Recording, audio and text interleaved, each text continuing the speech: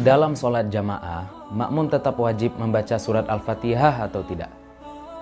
Bukankah ketika Al-Quran dibacakan kita harus diam dan mendengarkan? Dan bukankah makmum yang mendapati rukuknya imam berarti dia mendapatkan satu rakaat? Dengan kata lain, Fatihahnya dibacakan oleh imam. Begini, jumhur ulama bersepakat bahwasanya Al-Fatihah itu adalah salah satu kewajiban di dalam sholat. Perbedaan jumhur dengan mazhab Hanafi hanya pada status rukun Al-Fatihah.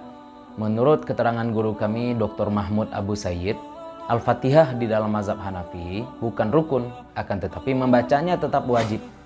Ala kulli hal, Al-Fatihah itu wajib baik bagi orang yang sholat munfarid maupun orang yang sholat berjamaah, baik bagi imam maupun bagi makmum. Ini karena keumuman hadis Nabi SAW, la sholata liman lam yaqra bi fatihatil kitab. Tiada sholat bagi orang yang tidak membaca Fatihah kitab. Bahkan Al-Farisi pernah membantah Abu Hurairah terkait hal ini. Abu Hurairah kemudian balik membentak beliau. Wailak ya Farisi, iqra' fi nafsik. Celaka kamu Farisi, baca saja untuk dirimu. Lalu bagaimana dengan firman Allah Subhanahu wa taala surat Al-A'raf ayat 204? Wa idza quri'al Qur'anu fastami'u lahu wa ansitu. Dan apabila dibacakan Al-Quran, maka dengarkanlah dengan baik dan diamlah kamu. Ayat ini sifatnya masih umum. Entah pembacaan Al-Quran itu di dalam sholat ataupun di luar sholat. Entah perintahnya itu jazim atau ghairu jazim. Sedangkan dalil-dalil hadis yang lain sifatnya spesifik untuk sholat makmum di belakang imam. Bahkan hardikan Abu Hurairah kepada Al-Farisi itu cukup menjadi landasan bahwasanya perintah di dalam hadis tersebut sifatnya jazim. Maka dalil yang spesifik tentu lebih didahulukan dalam beramal daripada dalil yang sifatnya masih umum.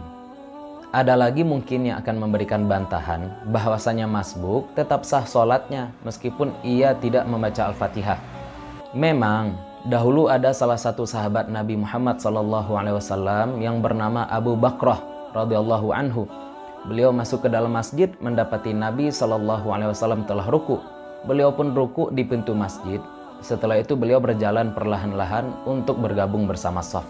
Setelah sholat, Nabi SAW bersabda kepada beliau, Zadakallahu hirsan wala ta'ud. Semoga Allah tambah semangatmu dan jangan kamu ulangi. Tapi ini wajar, karena memang rakaat itu asal katanya sama dengan ruku. Sehingga jika makmum mendapati imam sedang ruku, dia mendapatkan satu rakaat.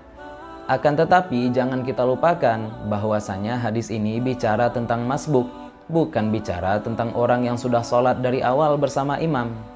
Makmum diberi keringanan untuk membaca surat Al-Fatihah, ya wajar, karena at-taklif bima la yutaqu muhal. Taklif dengan sesuatu yang tidak dapat dijalankan adalah mustahil dalam syariat. Namun bagaimana dengan orang yang sudah sholat bersama imam dari awal, punya waktu cukup untuk membaca surat Al-Fatihah, akan tetapi tidak membacanya? Berarti ia telah meninggalkan kewajiban tanpa uzur. Dan kalau kita kembalikan kepada mazhab jumhur, otomatis sholatnya menjadi tidak sah. Nah, jika kita sudah sepakat bahwasanya makmum juga wajib membaca Al-Fatihah, kapan sebaiknya dia membaca Al-Fatihah? Makmum bisa membaca Al-Fatihah setelah ia mengaminkan bacaan imam, dan ini yang terbaik. Ia juga bisa membaca Al-Fatihah selang satu ayat setelah imam. Misalkan ketika imam membaca Bismillah, ia diam. Ketika imam membaca Alhamdulillah, barulah ia mulai membaca surat Al-Fatihah. Seandainya ia memakai cara ini, maka lafaz amin tidak memutus mualah dalam pembacaan surat Al-Fatihahnya. Ini berdasarkan apa yang disampaikan oleh Imam Bajuri. Mendahului imam hukumnya haram. Membersamai imam dalam rukun hukumnya makruh. Yang baik adalah imam bergerak terlebih dahulu, baru kemudian kita ikuti. Karena Nabi SAW bersabda, Innama ju'ilal imamu liyu'tamma bihi.